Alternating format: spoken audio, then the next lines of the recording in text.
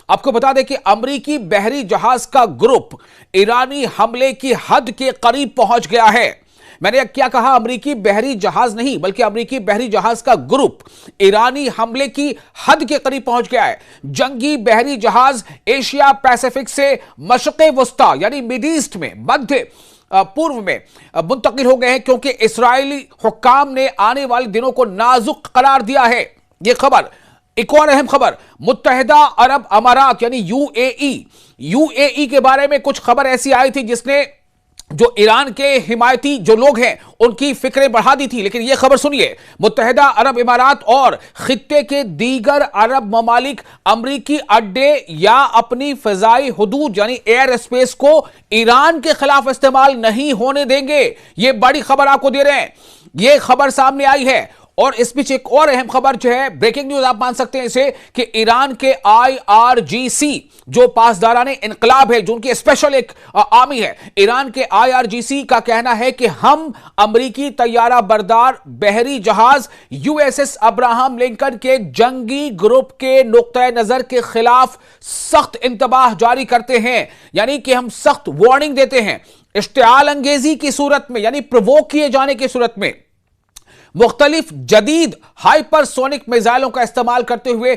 इसे डुबोने की हमारी सलाहियत की तस्दीक करते हैं। यानी सीधा सीधा चैलेंज है कि अगर आपने हमें उकसाया तो हम, जो जिस पर आपको नाज है, जो फ्लाइट कैरियर है, जो युद्धपोत है अब्राहम, यूएसएस अब्राहम लिंकन, हम उसे डुबो देने की, हम उसे समंदर की तह में डुबो देने की सलाहियत रखते हैं। हमारे पास हाइपरसोनिक मिसाइल है और वो हम रेडी करके रखा है हमने। ये इस्राएल की वार्निंग है, माफ कीजिएगा, ईरान की वार्निंग है अमेरिका को। इसी बीच एक और खबर, मैंने आपको पहले बताया था कि जिस दाखिली इंतशार को और जिस प्रदर्शन को बहाना बनाकर अमेरिका ने ईरान पर शिकंजा कसने की कोशिश की थी, वैसे ही प्रदर्शनों से अमेरिका खुद परेशान है। एक और जो वहां पर शूटिंग हुई है जिसके नतीजे में लोगों में गुस्सा भड़क उठा है और अमेरिका के कई शहरों में लोग सड़कों पर हैं, डोनाल्ड ट्रंप इंतजाम के खिलाफ प्रदर्शन कर रहे हैं। आपको बता दें कि मिनियापोलिस में आइस मतलब आईसीई यानी immigration and custom enforcement, ice immigration and custom enforcement agent या इसे ऑफिसर भी कह सकते हैं आप। तो आइस यानी इमिग्रेशन एंड कस्टम एनफोर्समेंट अफसर ने मिनियापोलिस में एक और मुजाहरे करने वाले को, मुजाहिनी को गोली मार दी है। इसके हाथ का एक टुकड़ा गैर मोहलिक बारूद से उड़ा दिया है।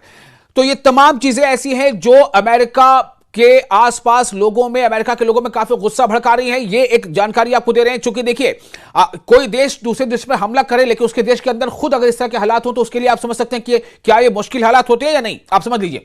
एक और अहम खबर, तमाम ममालिक के दरमियान अवामी और निजी पैगामात आगे पीछे जा रहे हैं। ये तमाम चीजें हो रही हैं चूंकि मैंने आपको क्या बताया, मैंने आपको बताया कि यूएई या किसी भी अरब ममालिक, कोई भी अरब मुल्क बशमूल यूएई यूनाइटेड अरब अमीरात, वो जो है अमेरिका के हमलों में अमेरिकी बेसिस को जो उनके यहां है उनका इस्तेमाल अमेरिका को ईरान के खिलाफ हमले के लिए नहीं करने देगा।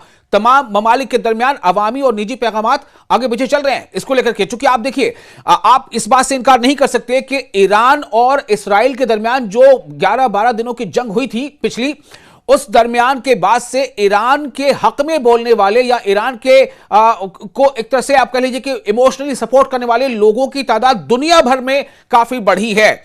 और इसमें कई देशों के लोग हैं जो ईरान के बारे में मुझे लगता है कि ईरान कहीं ना कहीं हक पर है और ईरान को कहीं ना कहीं जबरदस्ती झुकाने की कोशिश हो रही है। तो जो भी जी शोर इंसान है ना, वो इस चीज को खिलाफ मानता है। चूंकि इंसान कुदरती तौर पर उसके दिल में एक की बात है कि वो भले ही कभी खुद को समझा ले, लेकिन इंसाफ किधर है और नाइंसाफी किधर है उसको इस बात का एहसास होता जरूर है। तो इस्राएली मीडिया ने रिपोर्ट क्या किया है कि इतवार के रोज USS Abraham Lincoln carrier strike group की आमद के साथ ही अमेरिका ने मशरिक़ वस्ता में अपनी बड़ी फौजी तैयारी को तेज कर दिया।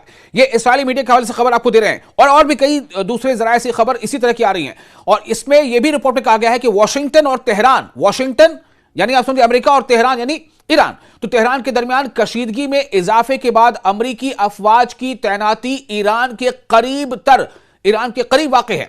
मजीद बना, अमेरिका ने F-15E ये खास नाम है इसलिए F-15E यानी F-15E भी आप उसे कह सकते हैं। तो F-15E स्ट्राइक ईगल्स को उर्दन मतलब जॉर्डन और B-52 बमबार तैयारों को कतर में तैनात किया है। लेकिन सवाल अब यह पैदा होता है कि जिस तरह से पहले मैंने आपको बताया कि ये तो इस्राएली मीडिया बता रही है, लेकिन यूएई के साथ साथ जो अरब ममालिक है उनके जो अंदरूनी जो राब्ते चल रहे हैं उसके मुताबिक क्या खबर आ रही है कि कोई भी यूएई के बशमुल कोई भी अरब ममालिक ईरान के खिलाफ अपने एयर बेसिस को इस्तेमाल नहीं होने देगा। ये भी खबर आपको सामने दे रहे हैं।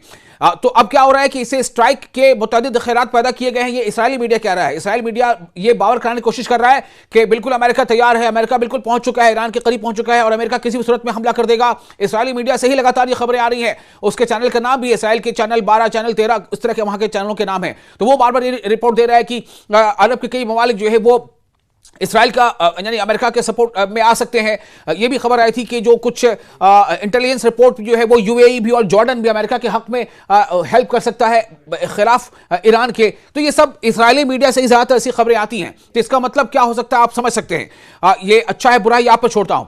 तो सवाल अब यह है कि अमेरिकी तैयारा बरदार बहरी जहाज की मशरक़े वस्ता यानी मध्य पूर्व यानी मिडिल ईस्ट में आमद और ईरान के करीब पोजीशनिंग दिफा को मजबूत बनाने की कोशिशों का हिस्सा है। रिपोर्ट में कहा गया है कि बहरी रद्द-ए-अमल के अलावा अमेरिकी फौज अपने जमीनी दिफा को भी मजबूत बनाने की तैयारी कर रही है, जिसमें थर्ड एयर डिफेंस साथ ही और एयर डिफेंस बैटरी आने वाले दिनों में आने की तवक्को है। बैटरी मतलब होता है कि बहुत ज्यादा तादाद में, यानी कि जैसे कहते हैं कि ग्रुप समझ लीजिए, या जैसे कहते हैं ना कि एक दर्जन केला, तो उस तरह से बैटरी ऑफ थर्ड यानी कि बहुत ज्यादा, वो उसके नंबर काफी होंगे, ज्यादा होंगे। तो इसमें मजीद उस रिपोर्ट में बताया गया कि इसराइल को उम्मीद है कि इफ्तिताही हमले में ईरानी मिसाइलों के जखीरे को निशाना बनाना शामिल है। मैं आपको क्यों सुना रहा हूं? मैं सुना इसलिए रहा हूं कि ऐसा नहीं है कि ये सब कुछ सिर्फ इसराइल को पता है, ईरान को भी पता है। और ईरान ने इसीलिए क्या किया था पता है ना, मैंने आपको शायद पिछली रिपोर्ट में बताया था कि ईरान ने अपने तमाम जो मिसाइल उनके पास है उन्हें ईरान ने मुल्क में अलग अलग शहरों में उन्होंने फैला दिया है, ताकि किसी भी एक सेंटर को अगर निशाना मान लिए बनाया भी जाता है तो वो उसके एक ही साथ सारे मिसाइल जो है वो जो है खत्म ना हो। और साथ ही साथ उसने न सिर्फ फैला दिया है बल्कि उसने उसको पोजीशनिंग दे दी है। तो ये बहुत अहम खबर है, क्योंकि आप जानते हैं ना ईरान को ये बखूबी पता है, ईरान बार बार कहता रहा है कि हमें पता है कि हमारा दुश्मन कौन है और उसके अंदर हिम्मत कितनी है, या उसके अंदर मक्कारी कितनी है, या उसके अंदर सच को झूठ बोलना, झूठ को सच बना के पेश करना वो कितना है। ये ईरान ने बार बार कह दिया कि हमें पता है कि हमारा दुश्मन कौन है, चाहे वो इसराइल का नाम लेकर कह दें या अमेरिका का नाम लेकर कह दें। तो ईरान बाखबर है, इससे भी आप यकीन मानिए। रिपोर्ट्स ऐसी हैं कि चाइना का बाजाब्ता ईरान को कंसाइनमेंट मिल रहा है हथियारों का। अब इसमें देखिए क्या है ना, बहुत सारी चीजें ऐसी होती हैं जो खुलकर नहीं बताई जा सकती, क्योंकि वैसी रिपोर्ट्स भी नहीं आती हैं। उसमें यह होता है कि आप इंडिकेशन से समझते हैं चीजों को, इशारे आपको मिल जाते हैं, या तो कुछ वक्त लगता है, उसके बाद सीधे सीधे आप ये कह सकते हैं कि हाँ भाई फला फला फला फला चीजें यहां से वहां आई हैं। लेकिन ये बात बिल्कुल आप मान के चलिए कि चाइना इसमें बहुत हद तक ईरान का साथ दे रहा है। रिपोर्ट में मजीद कहा गया है कि इस्राएली फौज के सीनियर अफसरान ने आने वाले हफ्ते को ईरान पर अमेरिकी हमले के इम्कान के लिए नाजुक करार दिया है। इस तरह की खबरें भी आ रही हैं, यानी कि आने वाला हफ्ता, अब आप समझ लें ये हफ्ता तो आ चुका। अब इसका मतलब है, जैसे मैंने इससे पहले की रिपोर्ट मैंने बताया था, लोगों को लगा होगा शायद कि भाई ये क्या कह रहा है। मैंने कहा था कि 24 से 48 घंटे। देखिए मैं बार बार कह रहा हूं कि जो इस वक्त संकेत क्या मिल रहे हैं वो भी आप तक बताना जरूरी है। संकेत यानी इंडिकेशन क्या है। ठीक है, कई बार ऐसी कोशिश होती है कि पहले जो है कोई देश चाहता है कि वो दबाव बनाए, उसके बाद वो चाहता है कि बस वो कर ही गुजरे। तो मैरीन ट्रैफिक के मुताबिक स्ट्राइक ग्रुप ने आबनाए मुलाका को अबूर किया है और 19 जनवरी को मगरिब की तरफ खलीज बंगाल में अपना रास्ता बनाया है, जिसके बाद उसने अपना ट्रांसपोंडर बंद कर दिया और मरीन ट्रैफिक के मुताबिक अंधेरे में सफर करना शुरू कर दिया है। लेकिन आपको यह भी बता दें कि ईरान ने भी अपने सबमरीन्स को मुतहर्रिक कर दिया है। ईरान ने, और साथ ही साथ स्टेट ऑफ हॉर्मुज जो है, जिसको कहते हैं ना कि एक तरह से गर्दन, मुर्गी की गर्दन होती है, अगर उसको बंद कर दिया ईरान ने या उस पर उसने काबिज हो गया तो आप समझिए कि दुनिया एक तरह से एशिया और यूरोप के बीच का एक तरह से नाता ही खत्म हो जाएगा। तो काफी मुश्किल पेश आ जाएगी। ऐसे में जो ऑयल की जो कीमत है वो बहुत ज्यादा बढ़ जाएगी। काफी कुछ समझिए, एक तरह से कहते हैं ना हाहाकार मच जाना। तो ये बिल्कुल ईरान के पास आखिरी एक हथियार के तौर पर हो सकता है। कहते हैं ना मरता क्या ना करता।